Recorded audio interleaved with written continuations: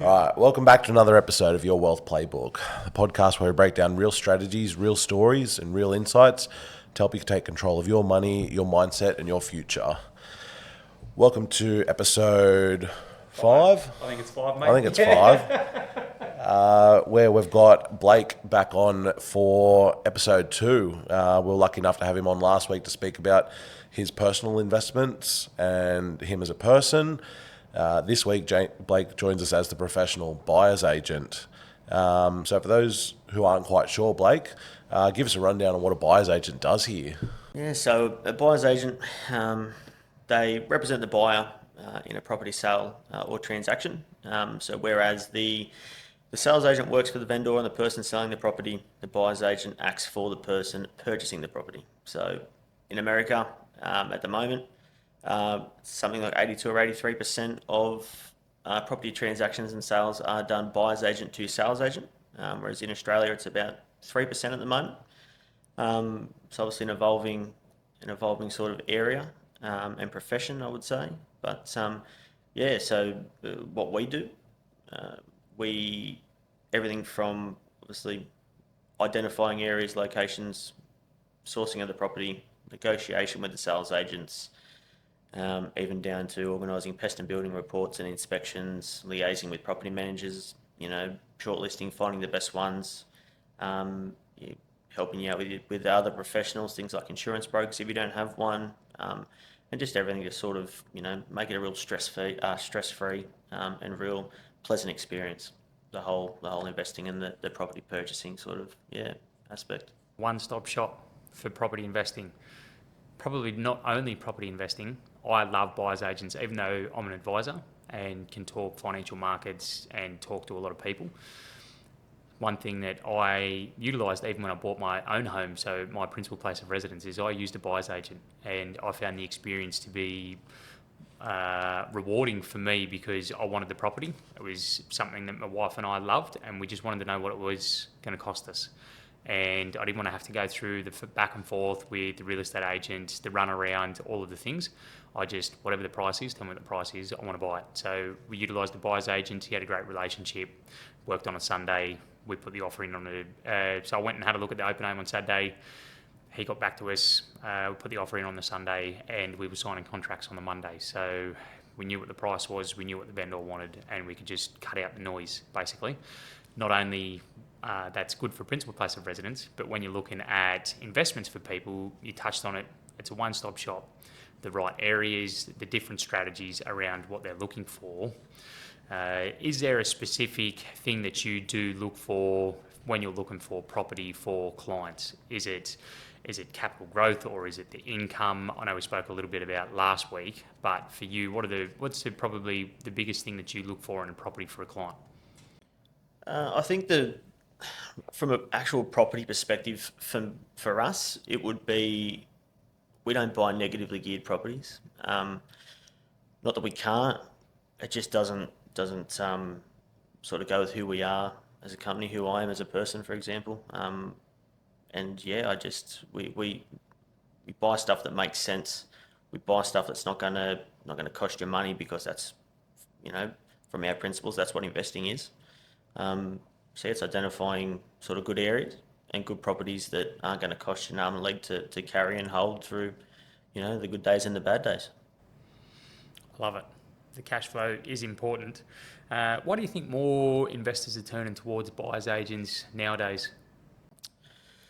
I think obviously it's a big social media presence nowadays. It's starting to become more mainstream. So I think a lot more people are getting curious about what they can and what a buyer's agent may be able to do for you. Hearing success stories like yours, I think people are starting to see more and more the benefit of a buyer's agent and what they bring to the table, the good ones that is, and how they can help, and just the benefit that they bring. Yeah. What separates a good one from a bad one? I think everyone's got an opinion on this bit. There'd be a lot of education off the back of it, I imagine. Like you said, you look at the US, the statistics that you said around there compared to the statistics with Australia. And I imagine that 3% that we're looking at the moment, 10 years ago, it would have been a very, very small fraction of that. 10 years ago, buyer's agent would be very rare. We're seeing them more and more now. How important is that education piece when you're having that first meeting with a client, and what do you do from a process perspective? So, yeah, you're absolutely right. Like 10 years ago, when I popped into the game, I'd never heard, didn't even know what it was. I hadn't heard one. It was non-existent. But from a... I wish there had been. Yeah. We're going there again, are we? No, I'm not going there again. No. I wish there had been. That would have worked out well for me. But anyway. But from our perspective, when we onboard our clients and bring our clients on, our first thing is to identify the sort of the people they are. We do our DD or due diligence on them also, and we like to work with like-minded people. Not that we turn people away, but we may not be the right fit for someone. They might not align with sort of our strategy and how we operate and how we work. Because for us, we're not transactional. It's not just about buying 100 properties. It's about buying the right properties that we believe in for the right people. So I think it's about identifying, are they, like, biggest example would be a client we had recently. They were really fixated on a market in Queensland, up in Townsville. They wanted to buy there because of all the media hype and the stuff they'd seen online, and they were just fixated purely on Townsville. And we said that we don't recommend it. This is why. They still kept pushing, and we just said, look, we appreciate it. Maybe it might be best off going and finding someone who'll buy there, because we don't want to put you in a position where you could lose money, or it just might not work out. And they understood, and they went elsewhere, which is completely fine. But we also get clients, and they come to us because they know that, and they trust us. They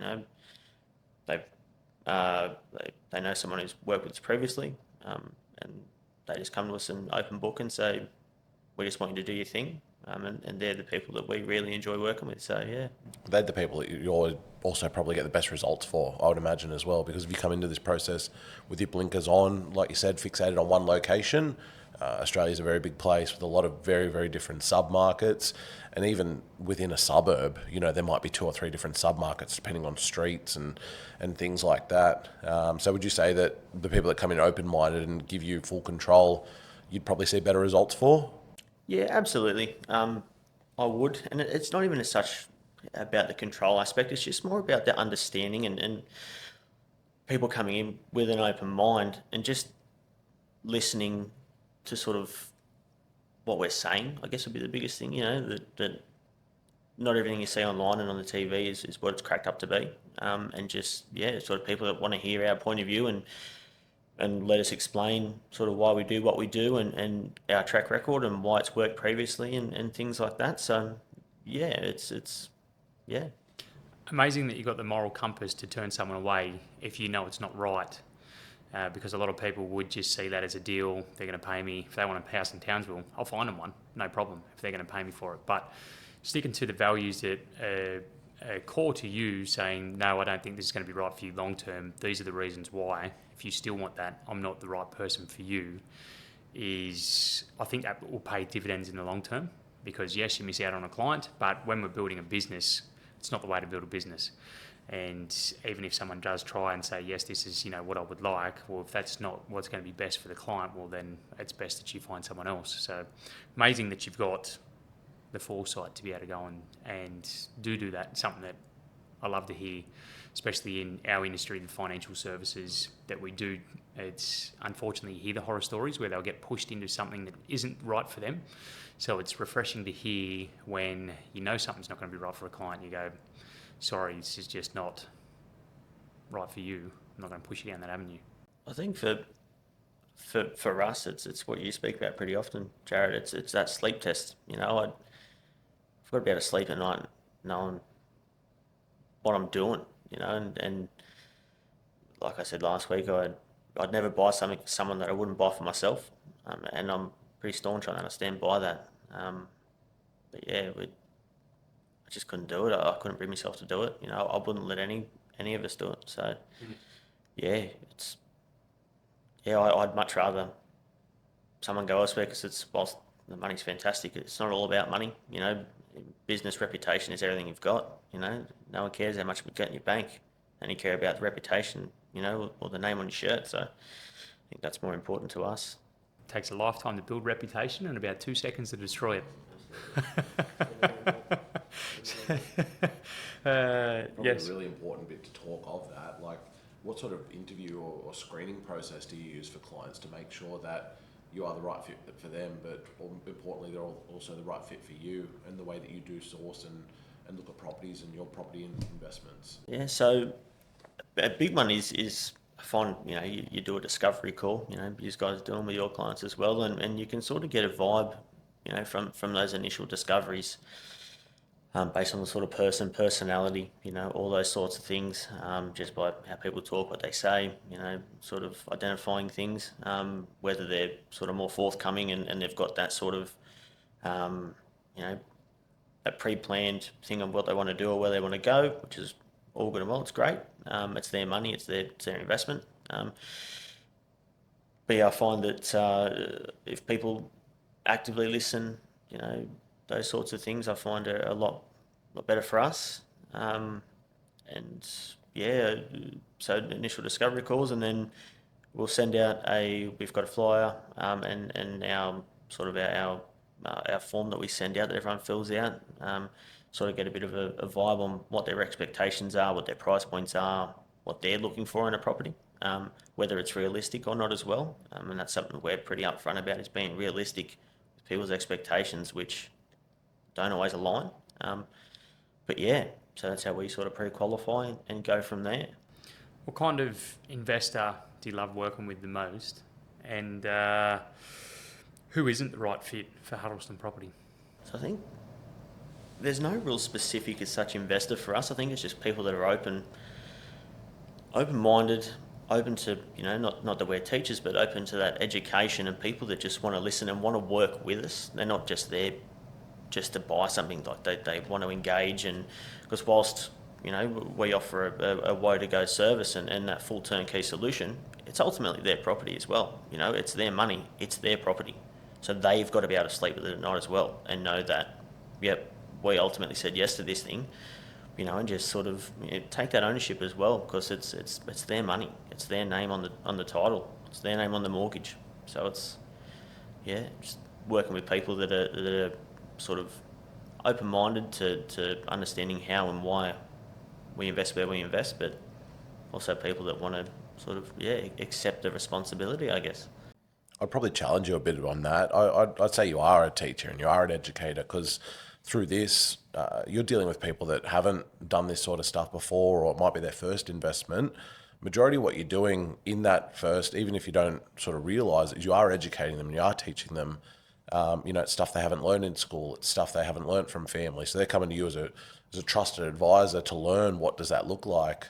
So I would say, similar to what we do, majority of what we do is education, and building relationships, building that trust to show that, either you've done it yourself personally, or here's what we've done for some other clients. Educating on the pitfalls, like you said, turning clients away that don't have the ability to look outside a certain location, because you want to educate them on those risks. So it's probably something that you're doing unknowingly, educating them along the way with that sort of stuff. That's pretty fair. It's pretty fair. I guess I just don't look at it like we're teaching. I think it's just one of those things where we sort of like to give our clients enough information that they can sort of take it on board and understand, I guess. So it's in a way, teaching. I just guess I never looked at it like that, really. What's your go-to criteria if you're looking for a property for someone? Someone comes to you, engages your service, says, I want the full suite. What's your go-to criteria when you're out there sourcing for a property? Criteria-wise is something that, obviously, the first thing will be identifying what works for our clients. So obviously get a price point, what works for them from a financial aspect, which obviously comes from the brokers. Once we nail that down, obviously going out into obviously our target areas and regions. Finding a property that obviously fits what they're comfortable with, fits what their future plans look like, whether it is a set and forget for 30 years, something that is going to hold long term, something that's going to attract tenants, something that's in a good position, obviously flood free, something that is obviously not sitting in the middle of nowhere, no main thoroughfares, that sort of thing. Obviously our DD comes down to as well. We look at neighbours, we look at streets, we look at that sort of thing as well. Future planning, so somewhere that's obviously, want something that's going to sit on the back of a freeway that's going to get built in 3 years' time. Those sorts of things is sort of what we look for. But yeah, obviously financial analysis from a DD perspective, like making sure that it covers itself, that sort of thing, is obviously a big thing as well. But yeah, just finding really appealing properties and whether they want to sort of renovate down the track or whether it's an equity, a forced equity, whether they want to renovate, whether they've got the capacity or the ability to renovate, whether the property is able to be renovated, because obviously not every property is able for that. Yeah, things like that is what we sort of tend to go for. Horses for courses. You probably just rattled off about 15 or 20 different things that you're looking for. I love that you go down and interview neighbours as well to make sure that they're going to be the right neighbour for their client. But being a little bit facetious there. But the due diligence is important, making sure that what infrastructure is going in. But I think the bit that you loved, and I love the most when you said it, is the long term. What does the client want long term for this? And that's something that I do with my clients, obviously day in, day out, is what's the long term? Where are we looking to get to? Because then once we know what they want long term, then we can start working back. And it's having that long term, looking long but playing short. So what do we need to do today to get you to there? So if this is your goal, it might not be to force equity, it might not be to do any renovation. You might just need something that you're going to hold for the next 10, 15 years, 20 years, however long it is, whatever your goal is, at your specific price point, and you're going to have to be able to hold it, be comfortable with it, but not have to put so much money into it each week, and just know that we're going to compound this thing over a 20-year time period, versus someone who goes, I want to be really aggressive. I want you to find me a development site where I can have a place that I buy for 195 grand and it's a 1,000 square block and I can turn 1 into 3. I suppose that's a different criteria, but that long-term plan is important for everyone so that you can understand what you're trying to build for them. And structure, big thing, like we touched on last week, but structure as well is a big thing to sort of nail down. So as you two, see it a bucket load these days, the SMSF stuff, self-managed super, really common. Seen bucket loads of those sort of purchases these days, and identifying the sort of property that needs to go into that sort of structure as well, because if you buy the right property in an SMSF, it'll work against you. So I think that's a big thing as well, is understanding the structures that our clients are coming to us with, being able to obviously add that into the DD part. Also makes a massive difference. Structures, important. If you want to learn about structures, go back to episode 2 and 3, because we've touched on a few structures there. Yeah, non-trading entities, SMSFs, and all around it. So yeah, understanding not only the long-term play, but how are they going to hold that property is what you're looking at from a structures point of view. Yeah. Because if they want to go again, you don't want them to hit a ceiling and go, I can't physically go again because the bank's not going to give me any more money. But if I've got this thing in the right structure, in the right place, well, then you can. So it's important. And is that something that you would talk through with them and go, all right, your long-term plan is that you want to accumulate 10. I know that you can't do that. I don't care how much income that you've got. You're going to have to put it into the right structure. Would you talk through with a client around this is how you could potentially do something like that? From our point of view, obviously as buyers agents, we sort of steer clear from sort of advising people on structures, because it's outside our purview. That's more of your sort of avenue, even more of an accountant sort of thing. But obviously, if someone comes to us and says we want 10, we want to build wealth through 10 or 15 properties, and then they turn around and go in, we're going to do it in a personal name, we'd probably go, well, have you spoken to someone like Kerrod, or have you spoken to an accountant about the best way to do it? And sort of just, push them down a different avenue, that sort of thing. But I guess it sort of comes back to the education aspect as well, around sort of even the mortgage stuff like that, and understanding how the mortgages work in different entities as well. Whilst they may be looking to move quick, and a mortgage might move, a sort of personal investment loan may move quick, whereas a trust may not. Just sort of what we do, and just go, this is what we've seen, this is why you should go and speak to someone else. But whereas if it's just a mum and dad investor as well, and they're looking at getting a trust or something like that, and they only want 1 or 2, then we'd probably sit down and go, well, you've seen this online, but have you spoken to someone about this? Because maybe that's not the best way. I'm not trying to tell you what to do, but maybe go and seek some independent financial advice around what's best for you. Because obviously, yeah, we do buy property. That's what we do, but it's also about, we understand structures and best ways to go about it, and or what we believe is the best way to go about it. So, and understand that whilst buying houses is one thing, we've got a team. We're all a team. It's leveraging your team, lean on your team. Go and speak to Jared. Go and speak to Jared. You're picking up on those clues, and you're then referring them off to the relevant specialists, based on professional and personal experience. When you are hearing things like that, you're thinking in the back of your head, I know you can't do 15 in your personal name unless you're earning 10 million bucks a year. Go and talk to your accountant. So you're sort of the conductor in that perspective. Yeah, you're the halfback. I had to drop one. And the team aspect too, which is, you've got to leverage your team, who you've got around you, because yes, you're going to need a broker, you're going to need a cracking broker. Yes, you're going to need an accountant if you're going to go down the structures avenue. Yes, you can go and see a financial advisor if you're going to have a self-managed super fund or go down that different avenue, if it'll be right for you or not.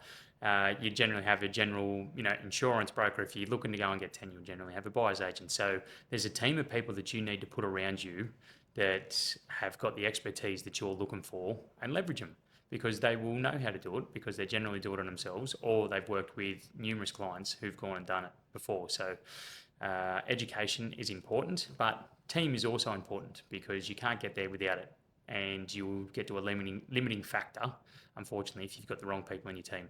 It's a bit like having wingers on a football field. They're just there to catch a ball. Sometimes they can't do that. I was a winger, so I can say this nicely, but they're just footballers' mates, a part of the team. No comment, because a lot of my mates are wingers. But an important part of the team, because without them, no one scores all the tries. So you need a good team around you. I think a big one on what you said there as well. It's identifying your strategy, but I also think that it comes down to understanding sort of what comes with said strategy. Like, trusts are great, but the accounting costs that come with them as well, that people may or may not understand, is something that I do believe people need to seek independent financial advice about, because these are pitfalls, you would say, that people may not understand. You always picked up some great locations in the past. Obviously, we don't want you to name any future ones. We want people to reach out and have a chat to you if they have any investing questions and ready to start their journey. But what would you say are the key factors that you look for when you're looking for growth suburbs, or suburbs that are going to support a good positive yield but have future upside? So I think the big one for that is identifying places where people are going to want to live in the future. So obviously, what's going to drive people to these areas, what's going to keep them there as well, is some big things for us, and what we look at, and just understanding also what sort of, for example, big supermarkets, are they there? Their projections are 30, 40 years long. So if they're going places, they obviously know that there's going to be growth there as well. People are going to be there, and things like that. So that's sort of what we, in a very basic and broad sort of, way of putting it, that's sort of things that we look at. Who's investing there, what's going to drive people there, and what's going to keep them there, in for the long term. So The Woolies and Macca's investment model. hasn't failed them yet. Why go against it? Yeah, they're not looking to lose money. No, they don't, and a lot of the time they'll only invest in places where there's a certain amount of people per capita and where there is future growth. In other places, it'll only be like a Richie Super IGA or a Food Work. So, they've got a lot more money than me to spend on projections and stuff like that. So if they're going there, it's going to drive people there, and it's going to bring people there. Because people, when they go to town and they look at it and they go, oh, it's got an IGA. Oh, you go straight away, oh, great, I'm going to pay a mozza for me food. There's a Coles or a Woolies. Builds confidence, consumer sentiment. So Jump in the slipstream of the big dogs. Yep. If someone's going to use a buyer's agent for the first time, what would your advice be to them? do your own due diligence. So whilst, we do it on our clients, I encourage everyone to do it on everyone. So like if you're looking to use a BA, don't just go to the first one you see. Go and speak to a couple. See who resonates with you more, and see who sort of makes more sense to you from a BA perspective. So you might be more comfortable or want to buy in a capital city, but that might not be our strong suit. Go and find someone who sort of fits the criteria for you and makes sense to you. Yeah, Perfect. Blake, where can people find you? everywhere. Social, Instagram, Facebook. On a train at midnight. On a train at midnight. No, Instagram, Facebook, website, all that sort of stuff. Yeah, we're pretty easy to find. But yeah, feel free to reach out and give us a call. We're happy to yarn, happy to chat property and chew the fat. So yeah, We'll pop all your details and social links in the show notes so people can reach out, give you a call, book in for an appointment. Just want to say massive thanks for coming in this week again, talking all things buyers agents world. Really appreciate it. Some really great insights that you've left us with. Some really good education. So yeah, thanks again. thanks for having me on. And I want to say while we are recording, hopefully they don't die. Hats off to you, and I'm proud of you for doing what you're doing with this. It's great, educating people on stuff that they don't do in school and things like that. It's good to see. Proud of you. Keep it up, and hopefully it keeps going and keeps growing. Thank you, mate. Appreciate that. Yeah, no, we do appreciate it. No, that's a plan. The education piece is what Jared and I think is big. We've obviously got young children. We wish this advice was out when we were going through, obviously, so that we don't make the same mistakes. And I think financial literacy should be taught in schools. It's not, but everyone's got access to a phone or a computer these days, or a tablet. They can jump onto YouTube, Spotify, Apple, get a bit of knowledge, because we're all thirsty for knowledge. And especially when we're starting out, if you can get some good key insights into how to grow your wealth, how to live your life, how it may be applicable to you, then Jared and I will be probably stoked more so. I'm sure people will. Perfect.